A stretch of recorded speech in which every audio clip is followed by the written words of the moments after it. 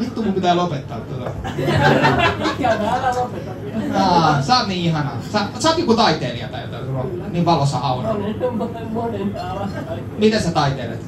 Mitä sä teet elämässä? Nyt kun sä oot eläkkeellä. Musiikkia, kirjoitan. Kirjoitat sä runoja, satuja, lasten satuja. Mikä on sun lempisatu, minkä sä oot kirjoittanut? Tapoin mun miehen Aavi. Ahne Kimalainen. Mikä Ahne Kimalainen. Ahne Kimalainen. Ihana, kuulostaa tältä kortsumainokselta.